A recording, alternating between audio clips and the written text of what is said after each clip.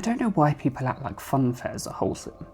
They're literally just a temporary city built out of bolts, diesel fumes and bad decisions, then abandoned overnight like it never existed. Anyway, here's what happened. It was late summer, one of those warm evenings where it stays light for ages and everyone suddenly pretends like they're outdoorsy. The fair had set up on the big open green near the ring road, the kind of place that's empty 11 months of the year and then for 1 week becomes a loud, blinking organism. You could hear it before you saw it. The mix of tinny pop music, the shrieks of rides, and the muffled thud of generators. The smell hit next. Hot sugar, frying oil, damp grass, and that weird metallic tang that comes from too many extension leads and too few safety standards. I went with my mate Dan. Not a date, not a boys' night, just two adults who'd both had a grim week and wanted something brainless. We got there around about 8:30, when the place was fully alive and not yet packed shoulder to shoulder. Families had kids with face paint and sticky fingers. Teenagers moved in flocks, pretending not to be impressed. Groups of lads were already getting loud, circling the beer tent like it owed them money. We did the normal stuff, walked in a lap, took the piss out of the prize stalls, and watched some bloke miss every ring toss like it was a competitive sport. Dan bought a tray of chips, and I got one of those slush drinks that turns your tongue radioactive. We were laughing at a haunted house banner, the ones that always showed a screaming ghost, even though inside it's just plywood corridors and a guy in a mask paid minimum wage to jump out at you. It wasn't spooky at first, it was just noisy. First thing I noticed, and it's such a small thing, was that a lot of the staff weren't wearing the same branding. Some had the fair's logo on a hoodie, others were in plain black. A couple were in high-vis. That's not automatically weird. These fairs hire whoever turns up, and half of them look like they slept in a van. Probably because they did. But there was one bloke in a navy jacket with security and big white letters on the back, and it looked off. Not fake exactly, just like it was printed yesterday from cheap online place. The letters weren't straight, and the jacket was too clean for someone working in a muddy field. He was posted near the back, where the rides thinned out and the lighting got a lot worse. There's always an edge to these places where it stops being bright and fun and becomes cable reels, muddy pallets, and a dark outline of lorries. Kids don't go that way. Adults don't either unless they're looking for a piss spot or trying to smoke without a parent seeing. Dan wanted to go on the waltzes because he's mentally 12. I stood off to the side watching because I like my organs where they are. That's when I noticed the security bloke again. He wasn't watching the ride, he was watching the people. Specifically, he kept scanning families, like he was looking for someone. At one point, a little girl ran past him, maybe 7 or 8, chasing a balloon, and he took a step forward like he was about to intercept her, then stopped when her dad came around the corner. That gave me the first proper cold feeling, not fear exactly, more like your body quietly goes, pay attention. I tried to ignore it. It's easy to talk yourself out of these things at places like that because you don't want to become the paranoid weirdo running the night. So I did what everyone else does. I rationalised. Maybe he was actually security, maybe he was watching for pickpockets, maybe he just had a complaint, and maybe I was just being dramatic. Den came off the waltzers, looking green and proud of himself. We carried on. We played the basketball game where the hoops are rigged. We watched a bloke at the shooting stall casually win a massive teddy in 2 shots, and then hand it straight to the girl like he was some kind of travelling Fairground angel. The night got darker, and the lights got brighter. The field started to feel smaller as more people started arriving. Then we heard the first scream that wasn't fun. It wasn't the usual ride scream, it had that sharpness to it, the kind that makes your chest tighten before your brain catches up. People turned, someone shouted, "What's happened?" There was a ripple in the crowd, like the whole place briefly leaned in the same direction. It came from near a side alley between the fun house and the line of stalls selling cheap toys. Dad and I drifted that way, not pushing, just following the instinct humans have to rubberneck at disasters. A woman was standing there, clutching her phone, face raw with panic. She was yelling a name, over and over. "Maisie! Maisie!"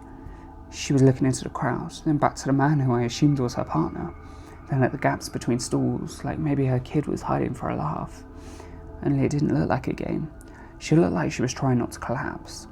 It was the normal missing kids scene at a busy place. It happens. Kids wander. Parents blink at the wrong moment. You'd be shocked at how fast a child can disappear when you add noise, lights, and 50 people walking in different directions. A couple of staff tried to help. One girl from a candy store came out and asked what she was wearing. Someone else said she'll be by the rides. They always go back to the rides. A few people started scanning, calling the name. For a minute, it felt communal, like everyone became decent all at once. Then the Navy security bloke appeared. He moved quickly, but not like a person trying to help, more like someone who wanted to control the situation. He pushed into a little circle, held up a hand, and started talking in a flat, confident voice people use when they want authority without quite earning it. "Listen, everybody, calm down," he said. "We'll handle it. Have you checked the toilets? Kids go toilets." The mum snapped back. "I checked the toilet. She's not there." Right, he said, nodding too much. "We have procedures. You need to come with us. We'll get you to the office. We'll radio staff, and we'll lock the exits." Lock the exits? That was the phrase that stuck, because there wasn't really exits. It was a field with gaps between the stalls and temporary gates that people walked through without thinking. The only locking you could do was putting someone at the gaps. And I hadn't seen any actual organised security presence. The dad looked relieved at the word procedure. People cling to procedure when they're scared. It feels like order. The mum looked like she didn't care about procedures. She just wanted her kid. Dan leaned towards me and muttered, "That security bloke's full of it." He was right. It wasn't what he said, it was how he said it, like he'd rehearsed it, like he was performing help. The security bloke tried to guide the parents away, hand hovering near the mum's elbow. She pulled away sharply. "No, I'm not leaving here," she said. "She could be right here." He forced a smile. "We'll find her faster if you come with me." And then, right as he said that, I saw the most small, quietly horrifying thing. A child's pink balloon. The kind with glitter inside, bobbing up and down between two stools further back. Not a huge distance, maybe 20 metres.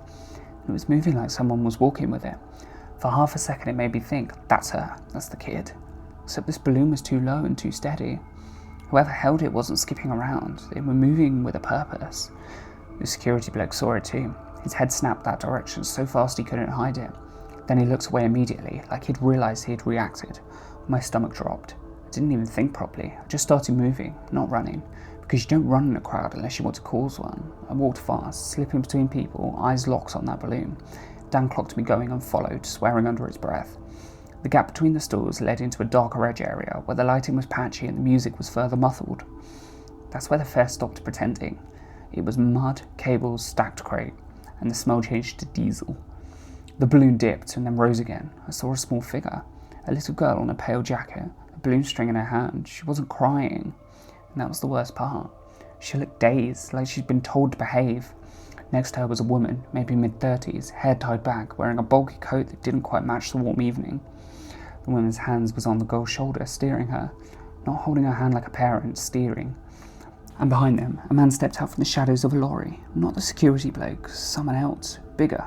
Hoodied up, he glanced out towards the main fair, then at the woman, then at the child. Quick, efficient movements, like they'd done this before. Dan hissed, "Mate! Mate!"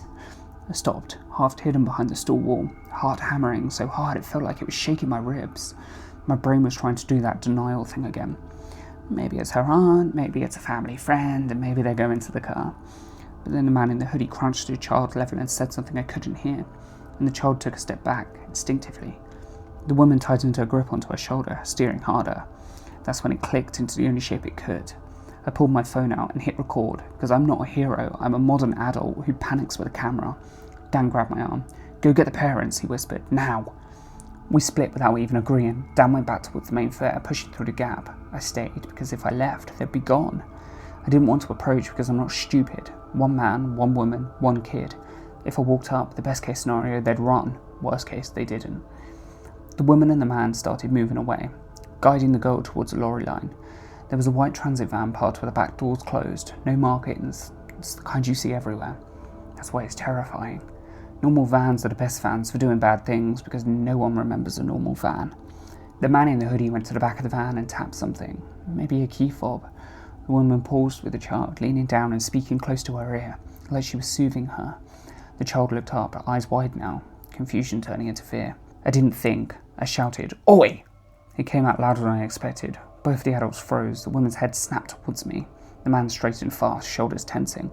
I stepped out from behind the stall wall, because there's no point half committing to stupidity. I held my phone up like it was a weapon.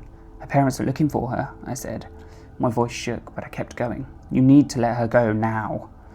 For a second, nobody moved. Then the woman smiled. It wasn't a friendly smile. It was a customer service smile, the kind that says I can lie without it touching me. "She's with us," the woman said. "Calm. It's fine." The child said, very small, "Mum?" The words sliced straight through the woman's calm like a razor. The man in the hoodie took a step towards me, not running and not rushing, just closing the distance like he thought I'd back down. I didn't. I couldn't. My legs felt glued to the ground, but my mouth kept working. "You're not her mum," I snapped. "People are calling round for her. Let her go." The woman's grip on the child's shoulder tightened again, hard enough that the child winced. The man reached into his hoodie pocket, and I had that sick flash of, he's got a knife, he's got something.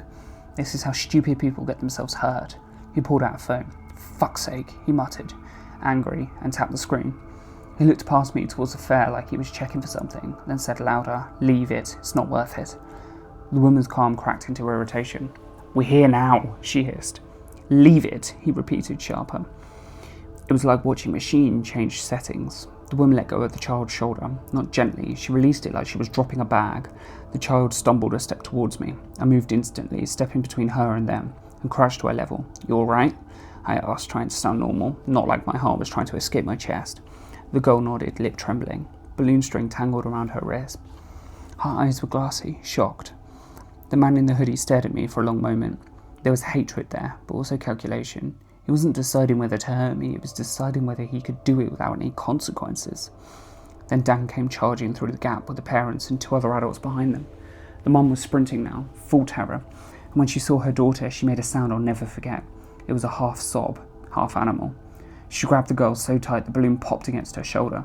Everything happened at once after that. The dad squared up. One of the adults with Dan, a big guy in a work polo, stepped forward like he'd been waiting his whole life for a justified punch. People started shouting. Someone screamed, "Call the police," which, yes, obviously.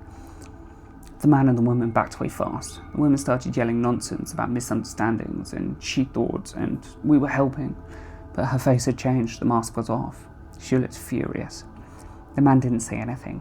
He just slipped around the side of the van, moving quickly, head down. Then he was gone behind the lorries. The woman followed, weaving between the vehicles like she knew the route. And that's another thing that makes it worse. They didn't look lost, and they didn't look panicked. They looked like they had an exit plan. Someone did call the police. You could tell because suddenly people were talking on their phones with that stiff, too loud voice, trying to sound coherent. A couple of fair staff showed up late, all bluster and confusion. The fixed security bloke arrived too, breathless, like he'd been running. He took one look at the reunited kid in the crowd, and I saw it. Just a flicker, recognition, annoyance, not relief. Dan clocked it as well. He stepped closer to me and whispered, "That bloke's involved." I didn't want to say it out loud because saying it makes it more real, but I agreed. The security bloke pushed into the circle again, raising his hand. "Everyone calm down," he said, same rehearsed voice. "Police are on the way. Give space." The mum, still clutching her child, rounded on him like a cornered animal. "Where the fuck were you?" she screamed.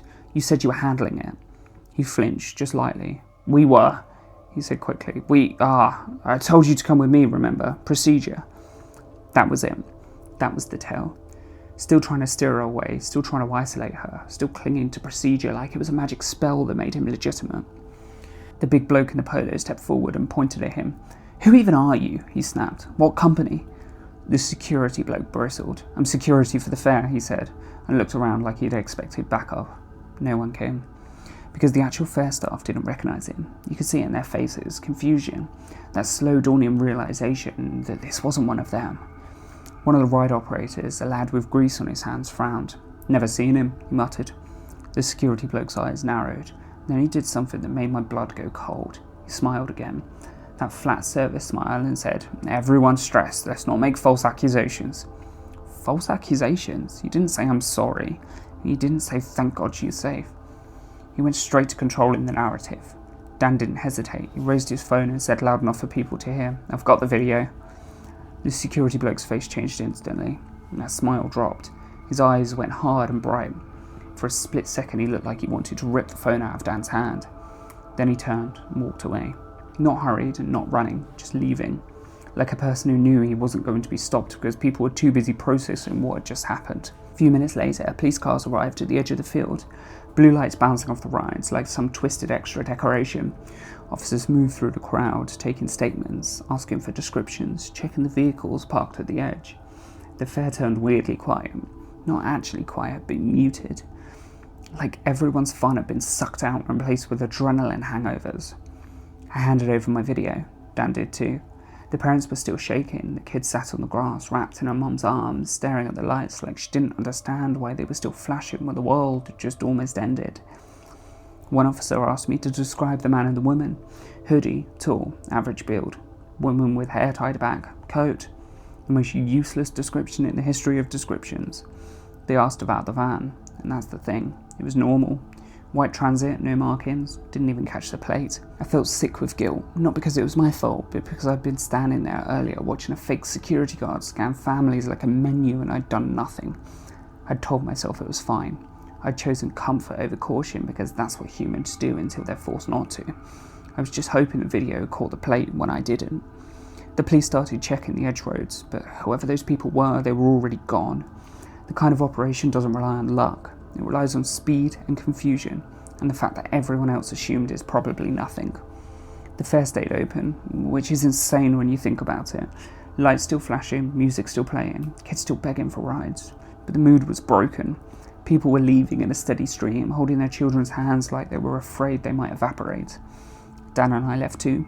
We walked back to the car without really speaking. The laughter from earlier felt like it belonged to someone else. On the drive home, Dan finally said, "You know what's worse?" "What?" I asked. They already knew it would be something grim. He kept his eyes on the road. They didn't grab her in a panic. They didn't snatch and run. They were calm and just expected it to work. That's the bit that sticks with me. Not the moment I shouted and not the police lights, not even the scream. It's the confidence, the smoothness, the way the woman smiled and lied like it was nothing, the way the man's first instinct wasn't violence, it was calculation. The way the fake security guard tried to lead the parents away from the crowd. No masks, no spooky music, no supernatural nonsense. Just a place built for distraction, and people who know how to use the distraction as a cover. I don't go to fun fairs anymore. Not because I think every fair is full of predators, most aren't. Most are just noisy and overpriced and slightly dodgy in that ride doesn't look quite legal way. I don't go because I learned something I didn't want to learn. If you want to take someone, you don't need darkness. You just need lights bright enough that nobody notices what's happening in the shadows between them. I used to work in Fairgrounds for a bit when I was younger. It's not glamorous work. Long days, shit pay. You smell like grease and sugar no matter how much you shower. You take the job because it's cash in hand and because you tell yourself it's temporary. Most people there tell themselves the same lie. This particular fair rolled into town late September, just as the weather started turning. It's set up on an old bit of land near an industrial estate. Not fields, not green. Just scrubby ground that used to be something else a decade ago. Warehouses on one side, a dual carriageway on the other. It wasn't a picturesque fair. It was loud, cramped, and functional. I was working the fun house. If you've never been inside one of those when it's not full of laughing kids, let me explain something. They're not designed to be pleasant places to stand around in. They're narrow, uneven, and full of blind corners. Everything inside it is made to disorient you on purpose. Slanted floors, mirrors that bend space, low ceilings, and sudden changes in light. When they're empty, they feel wrong, like buildings that don't want you inside. The funhouse I was assigned to was old. Not charming old, proper old. The kind where half the plywood panels had been replaced over the years, but none of it quite matched. It had a big painted clown face in the entrance, teeth chipped and flaking, smiling like it was on a joke and you weren't. My job was simple. Stand at the exit, make sure people didn't run, help kids who panicked, stop teenagers from trying to climb things they weren't meant to. It was boring 90% of the time. The first weird things happened on the second night. A couple came through, maybe mid-20s, laughing, holding hands. It's nothing unusual. They went in together. 5 minutes later, only the girl came out, and she wasn't laughing. She walked straight past me, eyes unfocused, like she'd forgotten where she was meant to go. I called out, "You all right?" Because that's the part of the job. She stopped, turned around slowly and said, "My boyfriend's still in there." That happens. People linger. People get separated. I told her he'd come out in a second. She shook her head. "No, he didn't come out. He disappeared." I sighed internally, because that's also a thing people say when they get disorientated in a maze. "He'll be behind you," I said. "There's no other exits." She looked at me like I just said something deeply stupid. "I watched him walk into a room," she said. "I followed, and the room was empty." I asked her which section. She described the mirror corridor, the one with the rotating cylinders. That section had exactly one path. No doors and no shortcuts. I knew it because I'd helped build it a couple of days earlier. I radioed to my supervisor, Kev, mostly to cover myself. Kev was older. He'd been doing fairs before I was born. Permanently exhausted, permanently unimpressed. He laughed over the radio and said, "He's fucking with her." 10 seconds later, the boyfriend came stumbling out, pale and sweating, eyes darting like he'd just woken up from a bad dream. They left arguing, and I forgot about it. You don't survive fair work by treating every odd thing like it's meaningful. You'd go insane by Wednesday. The second incident was harder to ignore. Late evening, not many kids, mostly teens and drunk adults. A group of lads went in together, 5 of them. I remember because they were loud and annoying, and I kept trying to film everything for social media. Only 4 came out. They were laughing at first, until one of them realised the other one wasn't with them. They turned back to the entrance, calling his name. A minute passed, then another. The laughter died. I went to the entrance this time and looked inside. From outside, it looks like one big structure. Inside, it's more like a stack of badly connected boxes. You can't see far, just flashing lights and warped reflections. I shouted the lad's name. No response. Kev came over, clearly irritated, muttering about idiots and piss-taking. We waited. 2 minutes. 3. Then the lad came out. He didn't laugh, and he didn't swear. Didn't even acknowledge his mates at first. He walked straight past them and kept going until one of them grabbed his arm. "What the fuck?" his mate said. "Where'd you go?" The lad looked at him, eyes glassy. "I got stuck," he said. "Where?" "In a room." "What room?" He shook his head. "Just a room." Kev told them to move along, told the lad to get some air, muttered something about panic attacks. They left quieter than they had arrived. I stood at the exit longer than I needed to, staring into the dark interior, trying to convince myself I wasn't unsettled. Because here's the thing. Funhouses do not have spare rooms. Every inch is designed to move people through. There's no space for extra anything. By the 4th night, I started noticing patterns. People weren't disappearing for long, never more than a few minutes, but when they came out, something was off. Not screaming, not hysterical, just wrong in a way that's hard to explain. Some were confused about how long they'd been inside. Some asked what time it was, shocked by the answer. One woman asked me if the fair was still open, even though she just walked straight into noise and lights. One bloke, early 30s, stood at the exit staring back into the funhouse like he'd left something important behind. I asked if he was okay. He said, "I don't remember the middle." "What do you mean?" I asked. He frowned. "I remember going in, and I remember coming out. I don't remember what happened in the middle." I told him it was probably the mirrors. He nodded, but didn't look convinced. I asked Kev if anyone else had mentioned weird stuff. He waved me off. People get disorientated, that's the whole point. Don't overthink it. Easy for him to say. He didn't stand there all night watching people come out looking like they'd just been quietly shaken. The funhouse closed at midnight. After closing, we'd do a walkthrough to make sure nobody was still inside. It's standard. Kids hide sometimes, drunks pass out, liability nightmares. The first night, I did the walkthrough. Nothing happened, just flickering lights, the hum of the generator outside. The place smelled like warm plastic and dust. Second night, I found a shoe. A single trainer, tucked behind one of the rotating mirror panels. Not hidden, just there. I picked it up and called Kev. He sighed. "Again?" and said someone must have kicked it off. We left it by lost property. Nobody came to claim it. Third night, during the walkthrough, I noticed something else. One of the wall panels near the back section was warm. Not from lights, from behind. I pressed my palm against it longer than I should have. It felt like it was standing near a radiator. I told myself it was the wiring. Old electrics do weird things. On the 5th night, a kid went missing for long enough that the police were called. That's when everything changed. The kid was about 10, maybe 11. Came in with his older sister. She came out alone, laughing at first, and panicked when he didn't follow. This time, nobody brushed it off. Kev shut the ride down immediately. Music off, lights up.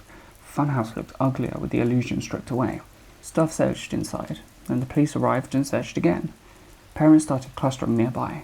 You could feel the mood of the whole fair shift, like a pressure dropped. They found the kid. He was inside the funhouse the entire time, wiggled between 2 panels near the back, in a narrow maintenance gap that wasn't meant to be accessible. He wasn't injured, wasn't crying. He was just sitting on the floor, hugging his knees like he'd been told to stay there. When an officer asked him how he got there, he said, "The man told me to wait." "What man?" the officer asked. The kid frowned. "The one who works here." Kev went pale. "There's no staff inside," he said quickly. "We don't put staff in there."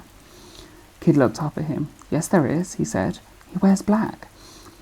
I watched Kev very carefully in that moment, because instead of confusion or anger or shock, his first reaction was fear, real fear, the kind you can't fake. The police questioned everyone. Me, Kev, ride operators nearby. They checked the staff list. No extra names. No unexplained hires. CCTV from outside showed the kid entering with his sister and exiting with police. Nothing in between. Because there are no cameras inside the funhouse. It reopened the next day. I didn't want to work it anymore. I asked Kev to move me. He snapped at me. Said I was being dramatic. Said if I didn't want the job, I could just fuck off. So I stayed, because I needed the money, because I didn't know how to explain my unease without sounding insane. The second to last night, I went inside alone after closing. Didn't tell anyone. I didn't know why. Curiosity, maybe. Or that stupid human urge to see the thing that's making you uncomfortable, just to prove you can. I walked slowly through the corridor, the light still on, mirrors reflecting me into fragments. My footsteps sounded wrong, doubled and delayed. Near the back, I noticed something I hadn't before. The section where the wall panels don't quite line up. A narrow seam that looks deeper than it should have had. I pressed on it. It shifted. Behind was a space, not big, maybe a couple of feet deep, dark and warm. I stepped back instantly, heart pounding. Funhouses aren't supposed to have dead space like that. Every inch costs money. I shone my phone torch inside. There were scuff marks on the floor, handprints on the wood, and scratched into the panel, low down, like someone had done it whilst crouched, were lines, not words, just tallies, lots of them. I backed away, panel clicking softly back into place. I didn't tell Kev, and I didn't tell the police. I didn't tell anyone. The next day, the fair packed up. By the afternoon, the funhouse was gone. The ground beneath it was muddy and scarred, like it had never meant to hold anything for long. By evening, it was just an empty lot again. I never worked at another fair. Years later, I read an article about a man arrested in another town months later, who had been travelling with fairs under different names. He wasn't charged with anything major. Trespass, minor assault, suspicion of grooming that never stuck. One line in the article stuck with me. A former employee described him as someone who knew the structures better than the staff. I don't think the funhouse was haunted. I don't think it was cursed. I don't think there was anything supernatural about it at all. I think it was poorly built. Badly monitored maze, full of blind spots, warm gaps, and people too tired or careless to notice what was happening inside. And I think someone used that. That's what makes it worse. If it had been a ghost, I could have laughed it off eventually, but it wasn't. It was just a place designed to confuse people. There's someone who understood exactly how to take advantage of that.